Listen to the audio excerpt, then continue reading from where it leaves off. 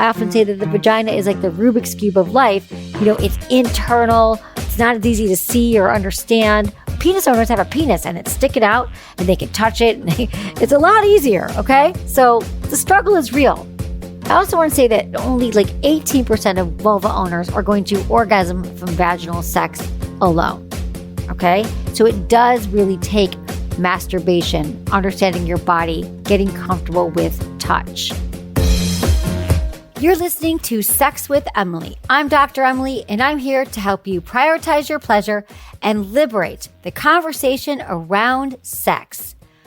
Let the pulsations begin, because today's episode is a love letter to your orgasm and all the ways we can dose your body with pleasure. First, we're helping you understand anatomically just what the hell is going on with the big O.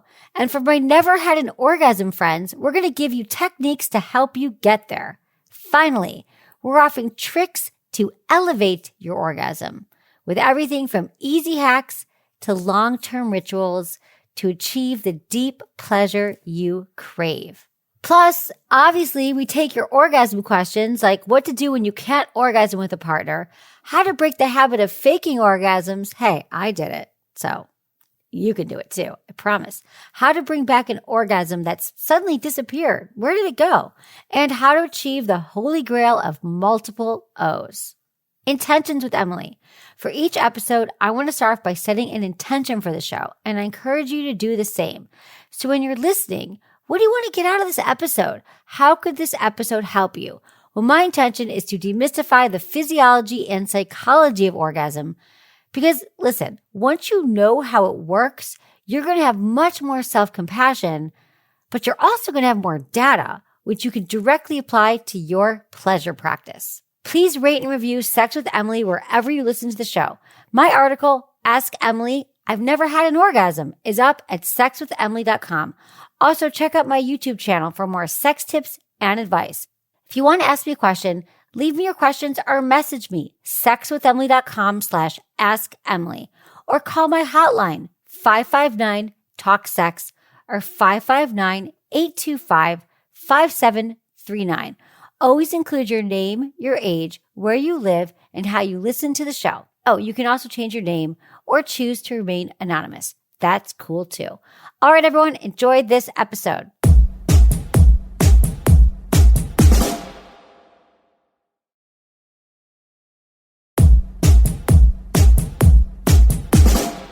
All right, I hear from you all the time about orgasms, and a lot of times you're in a state of desperation. Dr. Emily, help! I can't orgasm with my partner. Or help! I've never had an orgasm before. So before we get into it, I want to first reassure you that if you're one of these people, you're totally normal. You're not broken. Nothing's wrong with you. Just like our other body parts go through unique periods, like having an upset stomach or a breakout on your face. These moments can be frustrating, but they aren't permanent. So too with orgasms.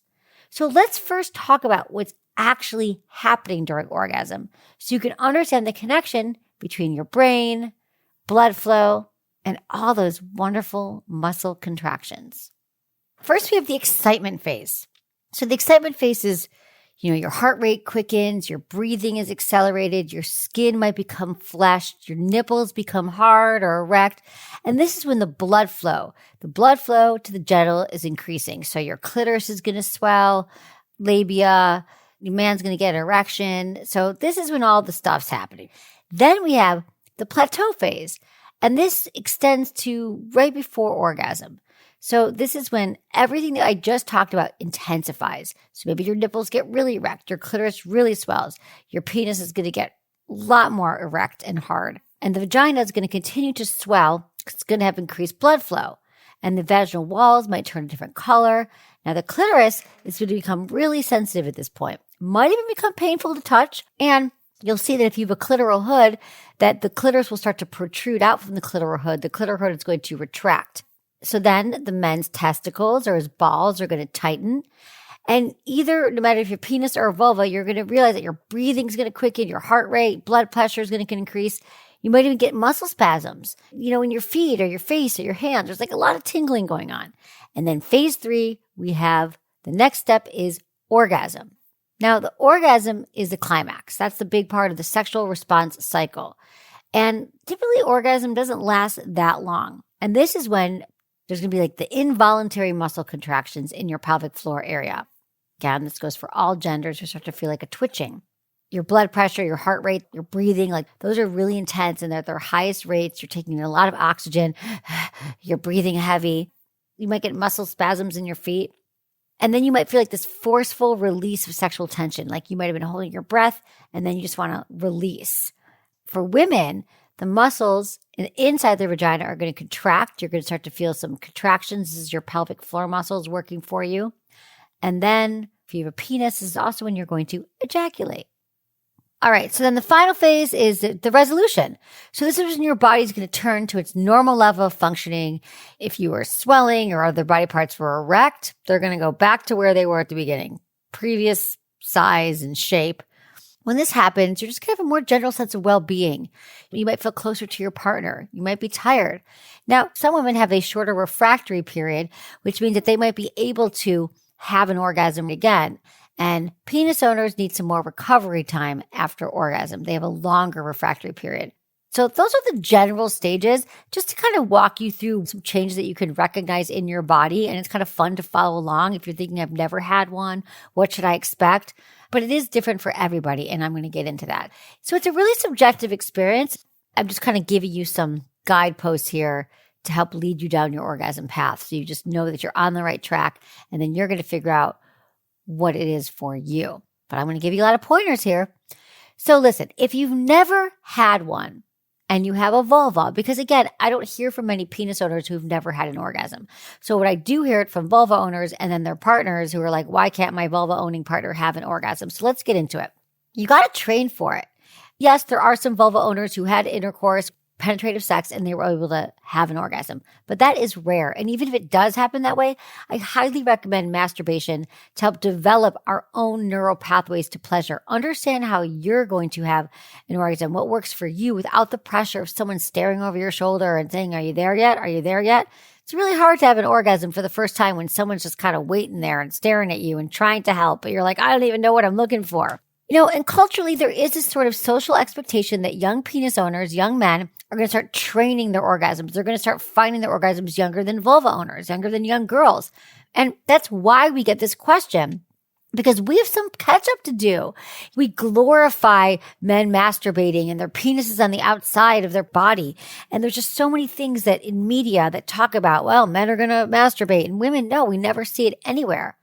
So it makes sense why so many vulva owners are still kind of trying to figure it out. There's also the orgasm gap. Let me remind you that there is a disparity and an inequality in orgasms between vulva and penis owners. So for example, in heterosexual relationships, penis owners take about 4 to 6 minutes to orgasm. Let's just say on average. A vulva owner takes between 10 and 40 minutes. I find that to be more like 15 to 20 and 40 minutes. That is a huge gap. And that's why there's such orgasm disparity. And there's also been studies show that time and time again, penises are just going to orgasm. It's not as hard for you. It's something you've been practicing for, and it's going to happen. It might take you a little bit longer, and you might come before you want to, but you're going to orgasm. Heterosexual penis owners orgasm the most during sex.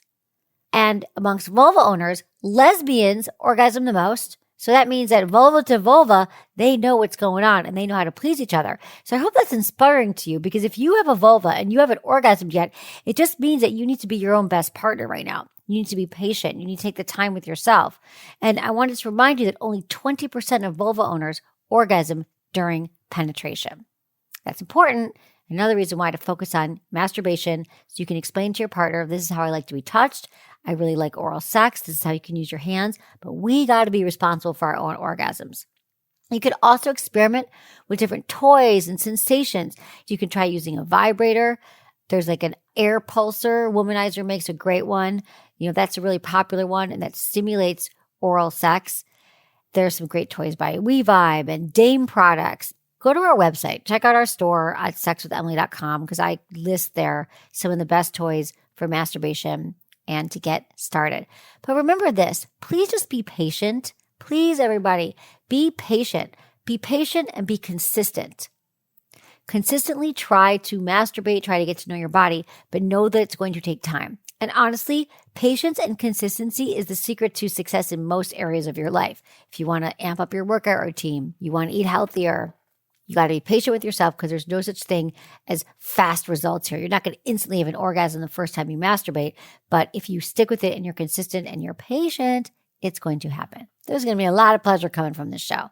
But please don't focus on orgasm as the end goal. So when you're taking the time to masturbate and figure out your body, be more mindful and think, my only goal here is I want to explore my body. I want to figure out what feels good to me. That's what you got to do, okay? So how do you elevate your orgasm? How do you make your orgasm even better? I talk a lot about edging. We have a great edging guide on our site, a free downloadable guide that you can check out. But when I say edging, that helps both penis and vulva owners. And that's essentially the practice of coming close to having an orgasm, close to ejaculating, close to climaxing, but then you stop the body from getting there. So the reason why edging is so cool is because it can help you prolong sexual activity, like people with penises might edge to control ejaculation if they want to last longer, but it's also to achieve a really much more powerful and intense orgasm in the end. So essentially you're bringing yourself to the brink of an orgasm and then bringing yourself back down, and then you're bringing it back up, and then you're bringing it back down. So it's like a sexual exercise, and it's really, really effective because the more you stop yourself from orgasm, and again, this works for vulva owners too, when it finally happens, it's going to be that much more intense. Oh, and again, if you want to know more about edging, which I know a lot of you do, we have an Edging 101 guide, and that's at sexwithemily.com. Remember this, use foreplay to your advantage. I know that you might have heard, foreplay, but we just get on to, penetration. But there's so much that happens with foreplay. Like we need it. Foreplay isn't just a suggestion. It's actually a requirement. And think about it. Foreplay is sort of a combo of eroticism. You're getting really hot and turned on, and touch.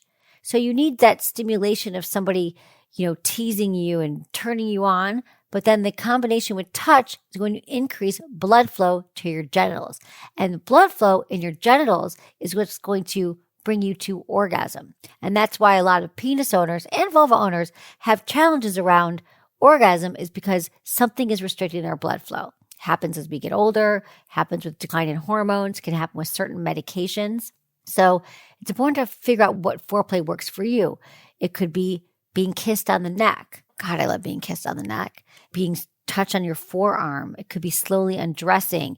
It could be digital stimulation, someone using their fingers. It could be dirty talk. You get to kind of figure out what works for you. And sometimes I think foreplay can be the main event. I'm a fan of that. Another way to intensify your orgasms is Kegel exercises. These are the orgasm muscles for both vulva owners and penis owners. We all have pelvic floor muscles, and Kegel is just that. It's a pelvic floor squeeze. So to practice, just pretend as though you're stopping the flow of urine. Hold it a beat and repeat.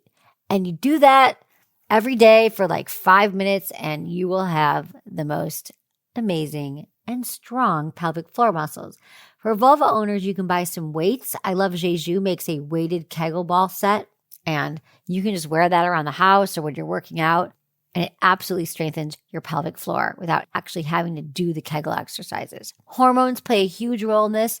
Pay attention to your cycle. If you have a vulva, in the days leading up to ovulation, your body is giving you an orgasm assist by sending more blood flow to your pelvic region in the days leading up to ovulation. So pay attention to your cycle and your flow. It tells us a lot about our sex life. We also did a great show with Elisa Vitti, Vitti, where she talks all about your sexual cycle and your hormones and your sex life, and it's fascinating. And remember, there's a lot of different kinds of orgasms. For example, there's a clitoral orgasm, but you remember that you can't see the clitoral legs that reach up inside the body behind the vulva, and these also contribute to orgasm. There's 8,000 nerve endings. That's kind of how the majority of vulva owners are going to have a clitoral orgasm. Then there's a G-spot orgasm or the G-area orgasm, and that's more internal than the clitoral orgasm. A few inches inside the vagina, up on the upper wall of the vagina. When you have a clitoral orgasm, it's a lot easier to have a G-spot orgasm after because the area is more swelled and more engorged. All right, blended orgasm. If you can handle 2 or 3 or 4 times the intensity of a pleasure of a regular orgasm, well, you'd love a blended orgasm. It's essentially a climax when more than one erogenous zone is being stimulated at the same time. So G-spot penetration along with clitoral touching is one way to experience it. It could also be vaginal penetration along with clitoral or anal stimulation. All of these work to have a delicious blended orgasm. Then we have the penile orgasm, is your classic orgasm for penis owners, typically but not always leading to ejaculation. Then there's the prostate orgasm, also for penis owners. This occurs when the prostate is stimulated via the anus. Definitely try that out if you have a penis. And then there's a nipplegasm. Fun fact, when the nipples are stimulated, oxytocin is released, which causes the same uterine and vaginal contractions associated with orgasm. Yep, the nipples and the clitoris are also, when they are stimulated, they are reaching the same regions of the brain. So they're very closely related. Nipple orgasms are a lot more common than you think. They just take a little time and a little focus. And remember, there's so many erogenous zones. The ears, the neck, the elbows, the knees. They can also cause lots of pleasurable reactions when kissed and played with. So remember to play with all these areas. All right, everyone, on to your questions. This is from Carissa, 26 years old. Hey, Dr. Emily, I just want to say I love your show. It's helping me grow so much. But recently I've been having a block when it comes to orgasms. I'm a 26-year-old female. I've been with my male partner for a year and a half. In the beginning, the sex was amazing. He actually got me to climax every time. But one night, after drinks, we were having sex and I was unable to. I became frustrated because he was doing everything he normally does, and I was on the edge but could never get there. Fast forward a week later, we had sex again, and I had a little orgasm, but nothing compared to what I'm used to. Fast forward a week later, I tried to masturbate with a toy and had a very little orgasm again. 2 days later, having sex with my partner, and then a little one. What's wrong with me? Am I broken? Do I need to take a break from sex altogether? Help me! All right, Carissa. Well, let's just say this. A little orgasm is still an orgasm. Okay? So there's nothing wrong with you. You're not broken. But I'm wondering, sometimes we put our orgasms on a pedestal. I call this euphoric recall, that anything that happened in the past, we tend to remember it as this amazing thing. So are you glorifying all your orgasms? Just like we do with our exes. We think they were so amazing and we forget all the drawbacks. Are you doing this with your orgasm? Was your orgasm that much bigger? What was happening in the past is what I want to know. I also want to know this. I'm going to take your word for it that your orgasms are little now and they're not as massive as they were in the past. So what we got to look at is, has anything changed in your relationship? Number one, has anyone broken trust? Have you guys had some disagreements? Has anything happened where you don't feel as safe in your current relationship? Because that is something that could impact your ability to have a bigger orgasm. How about your health? Has anything changed? Are you on any medications? Have you changed anything with the food you're eating? Are you exercising more or less? Do you have more stress in your life than you had before? Are you drinking more? Are you drinking less? Right? These are all the things that impact our ability to orgasm. You said one night after drinks. How many drinks? Because remember this about our orgasm and our patterns of orgasm is that there's so many cases where penis owners, for example, the first time they have sex, they came too quickly, right? Premature ejaculation, as we call it. And then they were so terrified of that happening again that for years, every time they had sex, they became a delayed ejaculator, meaning it took them an hour to ejaculate. That's just one example. Or we got shamed for our genitals as a vulva owner. Someone said our vulva looked funny, and then we can never orgasm again. We can't even get naked with a partner. So I want you to look at all of these things. Was there anything that happened that might be impacting the last few weeks of your orgasm changing? Only you can answer that. I'd love to know, Carissa, and keep me posted. So take a look at it, break it down, talk to your partner, talk to yourself, journal about it, and see if you can kind of figure out the ways to rebuild your orgasm. Because remember, just as quickly as it changed, you can work on it and bring it back to not only where it was, where you want your orgasm to go. Because so much of our orgasm changing or not having one or not having the orgasm when you want to has to do with our brains and our psychology and what's actually going on. What's our belief about ourselves? What's our belief about orgasm? So those are some things to think about, and I'm here for you. Thanks, Carissa. Let's talk about the psychology of orgasm. The good news here is that so much of what keeps us from orgasming is because of thoughts that we're having. Our psychology, our beliefs about our bodies and our ability to orgasm, we kind of block ourselves. Like we are blocking ourselves. So just the same way we're blocking ourselves, we can learn to be present, to be mindful, to let go of thoughts that don't serve us about our bodies and about orgasm. I've talked about that a lot on the show, but really just learning how to be present, to be mindful, to release negative beliefs about your body, talking to your partner about it, and learning to breathe. I mean, breathing is a huge part of orgasm. Remember, deep breathing, not shallow breathing, because the shallow breathing is sort of what naturally happens when we're aroused. But when you learn to breathe during sex, like deep, like breathing into your pelvic floor, where your exhales are longer than your inhales, even if it's a count of 3 in your inhale and your exhales of 4, that's all going to help circulate the energy in your body, take your focus off of your thoughts and put it into your body, which is where the orgasm is happening. So remember that. You're responsible for your own orgasm, and I believe we can all get there as many times as we want to. Just make it a practice. This is from Lisa, 38 in New York. Hey, Dr. Emily, I love your show, and I have a little secret. My partners think I'm having multiple orgasms in a night, but at least half the time I am faking the first 1 or 2 and then orgasming at 2 or 3. I'm very turned on with them. It's great foreplay, and I can totally be in the moment. But what happens is when they think I've already orgasmed, well, it adds to my arousal. So the second orgasm is actually the real deal. I also like seeing them orgasm. I like the pace and the mood changing after they think I've orgasmed.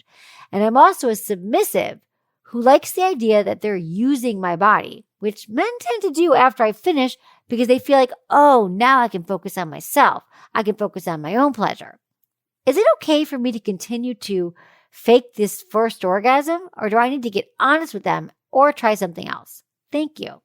Lisa, you're not doing anything wrong here. Think of it like a pre-workout. I mean, a pre-workout is still kind of your workout, right? If you stretch or you're kind of building up to your workout, you have a whole sex routine. And it sounds like it's working for you. I also like to think that orgasms are all about variety. And because you're asking, it leads me to believe that you'd like to try something different as well. And I don't love the idea of faking. You know, you heard me say this. I think that we shouldn't fake orgasms. I think it's great to sort of be authentic and not have to be in your head and thinking like, how do I orgasm right now? And usually we fake orgasms because we don't want to upset our partner. We want them to feel like they are pleasing us. But the fact that you're actually getting to orgasm makes this a little bit more complex. But since orgasm is all about variety, and you're asking me, I believe that you don't feel so great about the faking it. If and when you're with a partner that you trust or you see them more regularly, you say to them, I'd love to work on my arousal and my orgasm in a different way. I'd like to try something new. Let him know that you'd like to play up the submissive desires because you're submissive, right? And there's other ways to be submissive. Maybe he could dominate you verbally. He can actually say, I'm going to tell you when you can orgasm and when you can't. That might really turn you on. He also dominate you physically, emotionally. You might want to be tied up. You might want to be spanked. You know, there's a lot of different ways that you can experience as a submissive, incredible sex, orgasm and arousal and all those things. So I would kind of play with that because it sounds like you've gotten into a routine with yourself. You know that it works, but you want to try something new. And it sounds like you're really on your own, having your own experience. I want to remind everybody that your orgasm and when you're with a partner is a great time for you to co-create your sexual experience. You don't have to be on your own in your head thinking about all the things you want to do to make it hot. You could actually enroll your partner in the experience and say, I've been really wanting to play with my edges a little bit. I want to play with my orgasm. Then they're invested in it. And then you're both in it together and you get to teach each other what you like and what turns both of you on, which is really, to me, the ultimate pairing. Both of you, you're communicating with your partner. You know your arousal, desire, and orgasm cycles, and then you get to play and have fun with it. And then you're constantly expanding and growing and learning more and more, so your sex life's not going to get boring. It won't get stale, and you won't be in an orgasm routine or any other kind of routine. Because after a while, a routine is going to become rote and a little bit stale, especially when it comes to your sex life. I'm going to take a quick break, but stick around. After word from our sponsors, I'm answering more of your emails. Don't go away.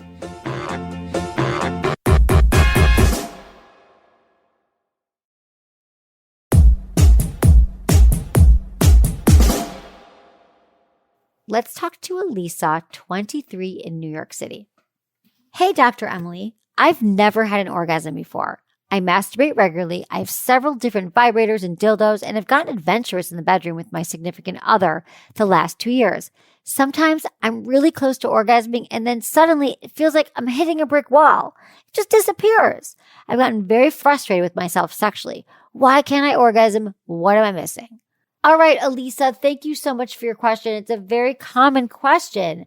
So I want to normalize that for you, and just so you understand that it's okay that you haven't had one. A lot of people your age have never had one because it takes a little bit of work. I often say that the vagina is like the Rubik's Cube of life. It's internal. It's not as easy to see or understand. Penis owners have a penis and it's sticking out and they can touch it. And it's a lot easier. Okay. So the struggle is real. I also want to say that only 18% of vulva owners are going to orgasm from vaginal sex alone. Okay. So it does really take masturbation, understanding your body, getting comfortable with touch. And you say that you masturbate regularly and using a lot of vibrators and dildos, which is great. But remember that our brain is the largest sex organ. How are you getting your brain warmed up for sex? Are you thinking erotic thoughts? That's what I recommend. You can listen to audio erotica. You can watch porn. Like Balesa makes some great female-friendly porn. Try Quinn does some audio erotica, which is great. Think about things that turn you on. You have a core erotic theme, and you want to make sure that you are in an environment where you can actually relax. Just take time exploring your body. Maybe take a bath, the warm water from a bath, and just kind of start to touch your body everywhere. Don't go right for your genitals. Think about it as seducing yourself, moving your fingers slowly over your body and just figuring out what feels good to you. And then bring the vibrators in. But I would say once you start warming yourself up, you definitely want to have lube handy. Lube is a great addition to masturbation. I recommend it because remember, our clitoris is not going to lubricate itself, and vulva owners are more likely to orgasm when you add lube to the situation. So you can just turn on your vibrator and start to use it all over your body. Start to feel how it feels on your neck, your nipples, drag it down your stomach. And then you start to tease yourself.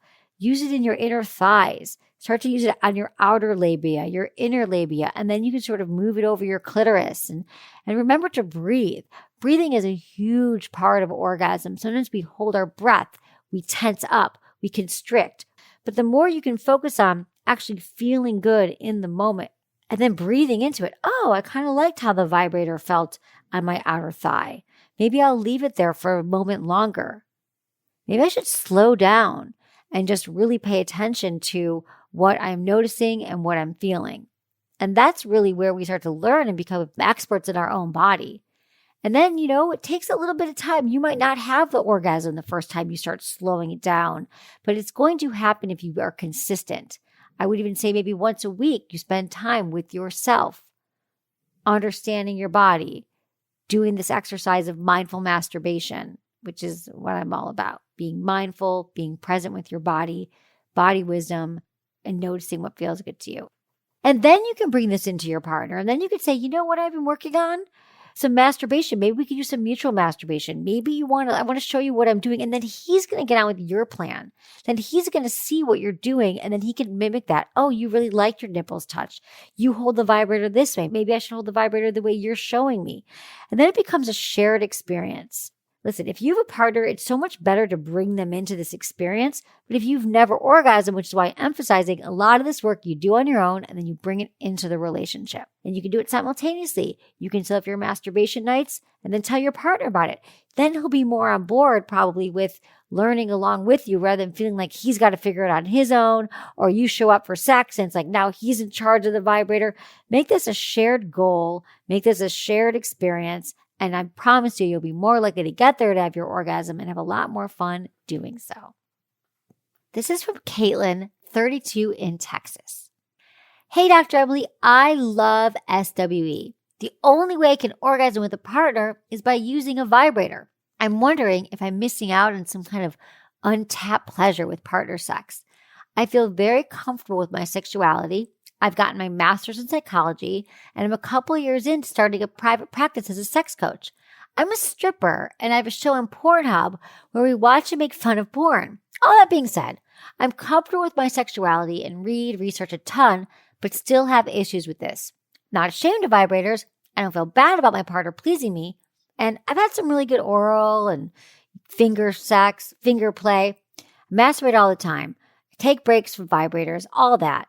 But I would just be honored to get your opinion on this. Thank you so much.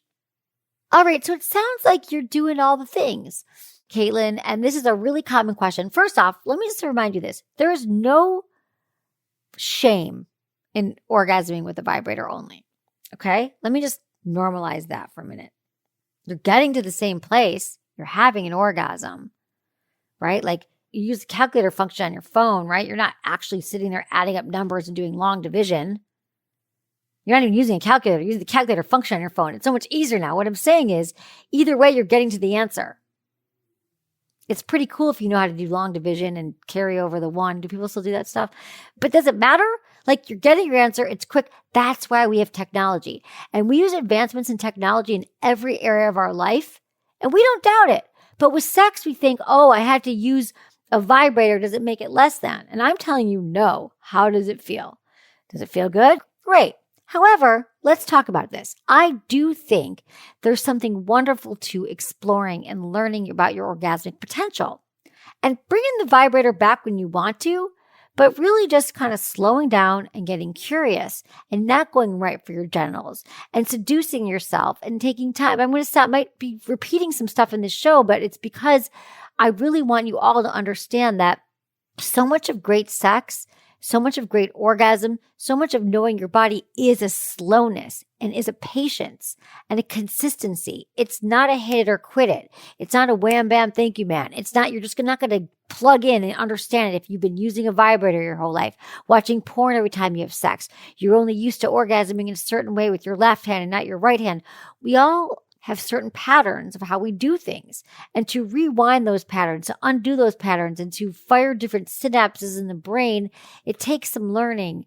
And so it takes, again, patience. So I would start from square one. I would say like, okay, I'm not going to use a vibrator right now, but I'm going to take my hands. I'm going to gently rub them over my body. I'm going to use body oil. I'm going to engage all my senses. I'm going to light a candle that smells really good. I'm going to play a playlist that just really turns me on. And it's about the lighting and the atmosphere. Create an atmosphere where you feel safe to explore your body. And again, in this slowing down and breathing and having a truly embodied, which means in your body, somatic experience, I think we can all learn from this. We can all learn to really notice, what am I feeling in my body? What's turning me on right now?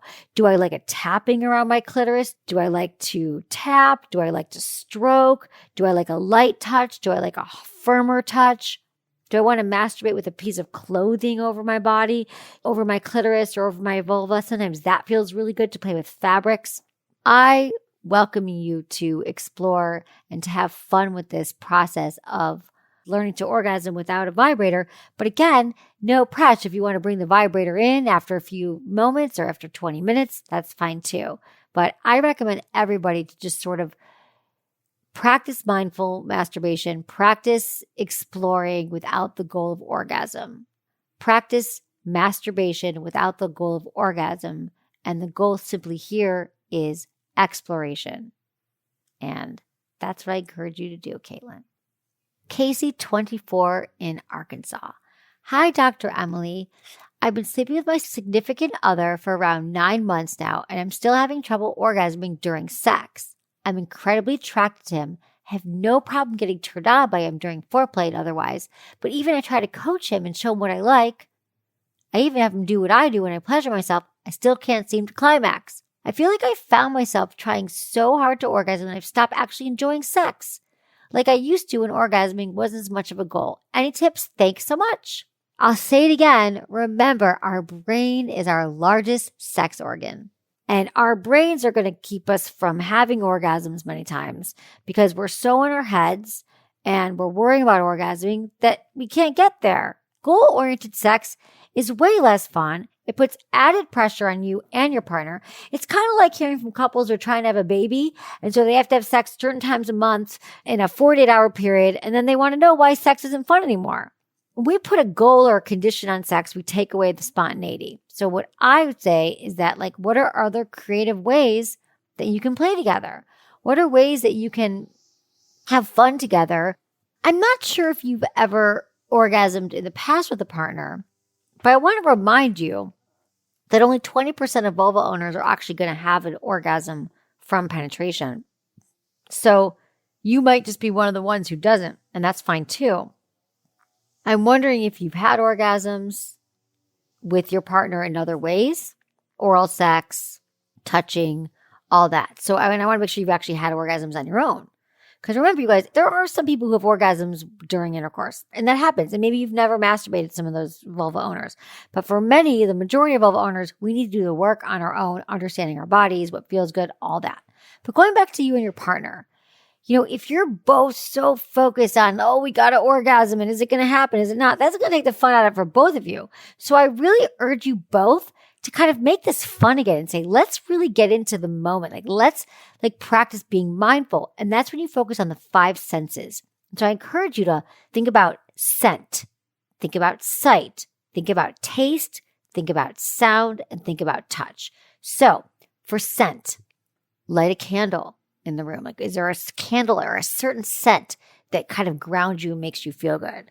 So once you focus on all of your senses, this is when in the moment with your partner, you say, we're both going to focus on our senses, because when we are grounded in the moment, focusing on our 5 senses, we can't be elsewhere. You can't be thinking about orgasm in the future. You can't be thinking about anything in the past. You have to be present. So once you incorporate all those, you're like, okay, what am I smelling? I'm smelling this candle that I love. What am I seeing? I'm seeing my partner's sexy body. What am I feeling? My hands are my partner's waist, or, they're touching my body and I'm feeling the way my skin feels beneath my hands as I'm trying to touch myself. What am I tasting? Maybe you're tasting your partner's lips, or maybe you're still tasting what you had for dinner. You're hearing either your breath or you're hearing your favorite playlist. But once you keep cycling through all 5 senses, you might have to do it a few times. You'll realize that it really grounds you in the moment. And those thoughts of goal-oriented, why aren't I orgasming? Will just go away. They just disappear because they can't exist in the same moment that you're present. And you'll find that once you're present with your partner and you remember to breathe, because breathing is so important, then you'll be more likely to be present with the experience and be able to notice what's happening in your body and feel what's happening in your body. So you'll be more likely to orgasm and to just feel pleasure. Maybe there's just more pleasure I want you to feel during sex right now. Maybe that should be your goal. I want to feel everything that's happening. I want to feel my nerve endings stimulated. This is all a practice because most of us are in our heads all the time, all day, every day. And I'm asking all of you to practice a more embodied, present experience with what's happening in the moment, in your body, whether your partner's there or not. All right, Casey, thanks so much for your email. This is from Katrina, 32 in Colorado. Hey, Dr. Emily, can you do a podcast or post about only being able to orgasm once during sex for females? In the past, with my vibrator, I've been able to orgasm up to 9 times in a row. However, having sex, I can only orgasm 1 time. My partner, I would really like if I could orgasm multiple times. Thank you. All right, well, now you're bringing up the main difference between penis and vulva owners' orgasms, and that is the refractory period. For vulva owners, it's way shorter. We are blessed with the ability to easily achieve multiple orgasms. If you have a penis, well, it can take you a little bit longer. You might not be able to go and have another and another and another as quickly. So when you say multiple orgasms, I just want you guys to remember that it refers to usually successive orgasms during a single sexual encounter. You might have 3 orgasms in a day, but when I'm talking about multiples, we're talking about it's in a sexual encounter. And the good news is that I believe that if you have a vagina and a clitoris, you're pretty primed. You're probably likely to be able to have multiple orgasms. And again, that goes back to our refractory period. There might be a moment for vulva owners right after you have an orgasm when your clitoris is just super sensitive. You're like, I don't want to be touched. And then after that, you're like, after a few minutes or, 30 seconds, you're like, oh, I can take touch again. For penis owners, again, it could be a little bit longer and they don't want their genitals touched again at all. So the clitoris might only need a minute or 2 before it can handle more stimulation. So here's the tips for multiple orgasms. First thing is you want to figure out, make sure that you can orgasm once. And it sounds like you can. Then after you have that first orgasm, you just want to switch up your stimulation. Because remember, let's say you have an orgasm from rubbing your clitoris or from intercourse. Usually you don't want to keep going that way. You just want to take a break. It might be just your body's too sensitive. So try different kinds. That might be moving your hands or your partner's hands to your nipples, or your partner kisses you everywhere in your body, but the genitals, but the clitoris. And then you want to continue to breathe. So you continue to breathe while your partner's switching up the stimulation and kissing you and moving around other parts of your body. Now, you might have a clitoris who actually craves some, even though it's sensitive, you might want to keep going, keep going. And that's just something you have to figure out on your own. Remember, we're all different. So let me just say that. For many vulva owners, we want to take the pressure off our clitoris. For some, it hurts, but you want to keep going, and that's good too. So you just got to experiment. The next thing you want to do is take the pressure off yourself. Because if you're thinking, oh my God, am I going to orgasm again? Is it going to happen? Is my partner pressuring me? It's not going to happen. And in fact, nothing's going to happen during sex if you're putting pressure on yourself. Okay? Nothing is going to happen during sex if you have pressure on yourself to do it. When our brains are thinking stuff or pressuring us or saying, why aren't you orgasming? Or you didn't orgasm yet, or you orgasmed too quickly. It's just not our friend during sex. Next thing you want to do is bring in your pelvic floor. If you focus on your Kegel muscles, your PC muscles, which is the muscles that are responsible for orgasm, and you kind of pump those, put your hand over your entire vulva area, or you can pulse contractions while squeezing your thighs together and just play with that whole area, you might be able to increase and intensify orgasmic contractions and feel more waves of pleasure, because that's where the orgasms are coming from most of the time. So the more you apply pressure to them, practice your Kegels, do them in that moment, or you have strong Kegel muscles, you're sort of pumping them and you're increasing and enhancing your ability to have another orgasm. Next thing you want to do is focus on your breathing. Remember, you have to breathe. Sometimes we unconsciously hold our breath while building up to orgasm. But when you're breathing slowly and purposefully, and you're deeply, especially when you're in these Kegel muscles and you're breathing in deep and you're picturing your breath moving down to your pelvic floor, all the while you're working together and you're being mindful of what you're experiencing, you're more likely to have another orgasm. And remember, don't be shy about using toys in this moment. I know you said that that's worked for you, that you've had multiples using toys, but you want to be able to use it with your partner. If you already had one with your partner and you want to try toys, don't be ashamed of bringing in some toys at all. I'm giving you all the ingredients for multiple orgasms. Then you can try any one of these. You can try all of these and see what happens for you. You could also try new positions.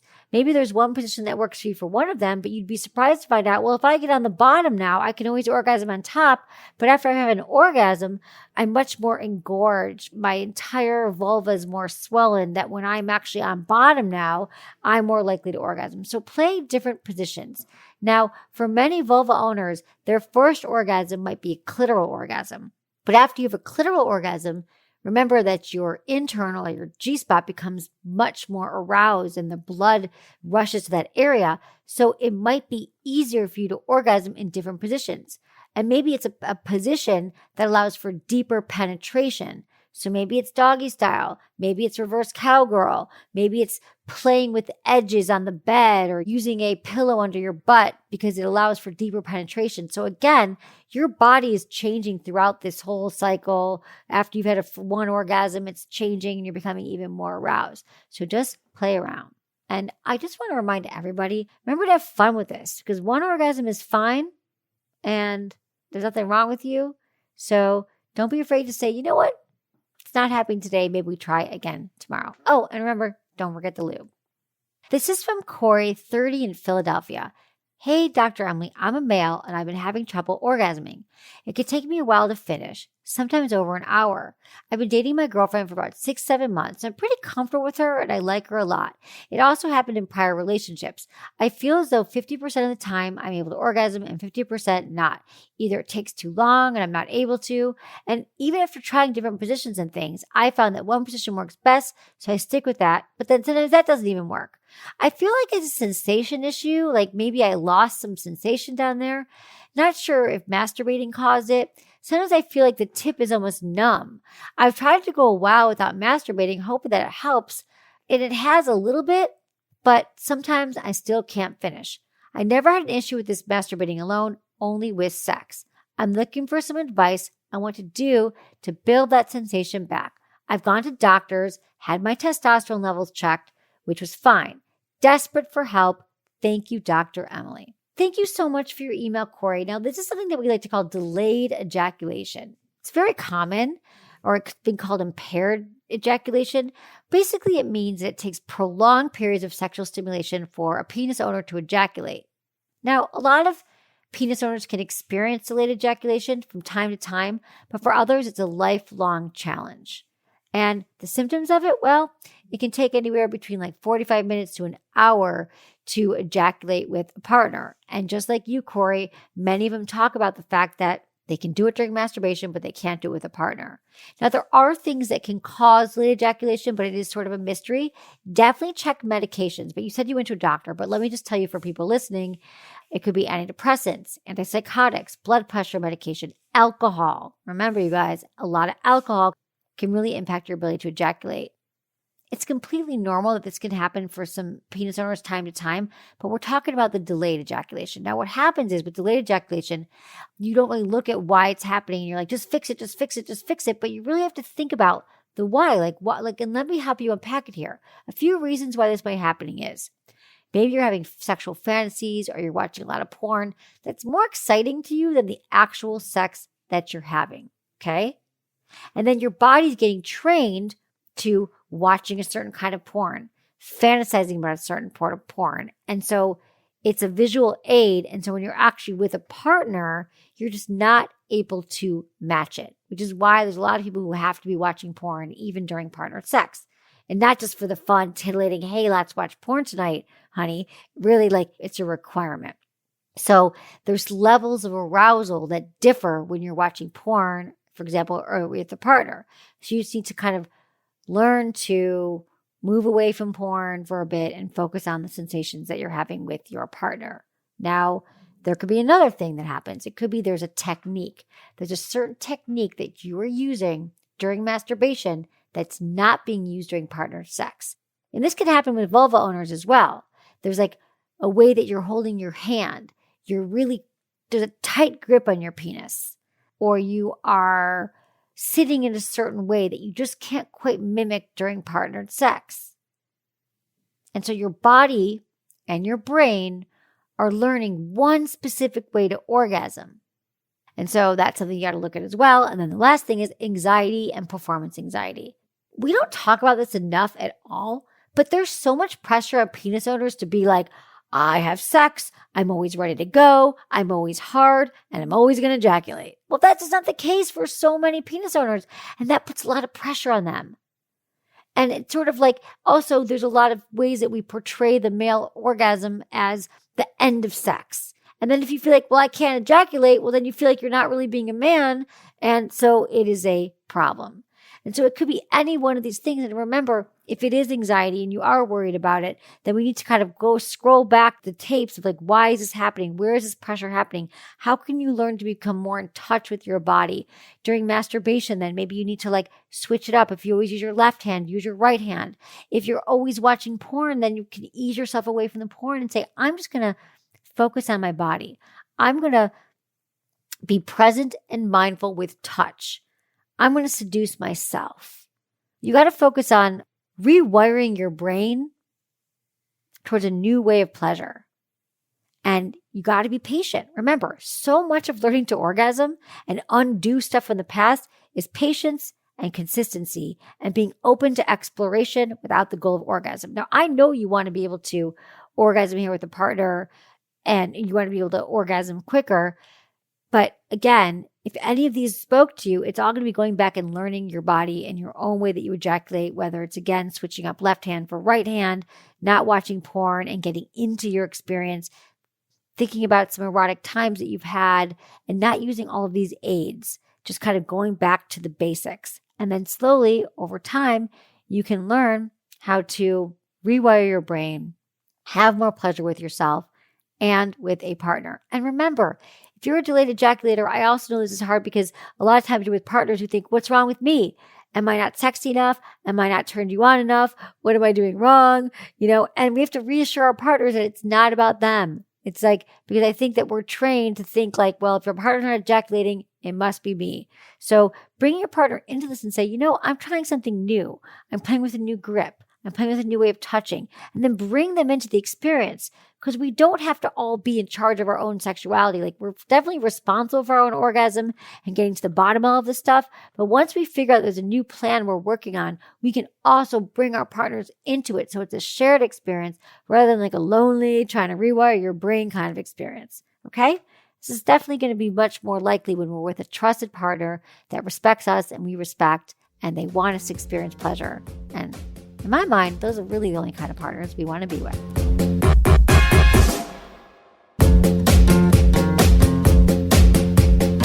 That's it for today's episode. See you on Friday.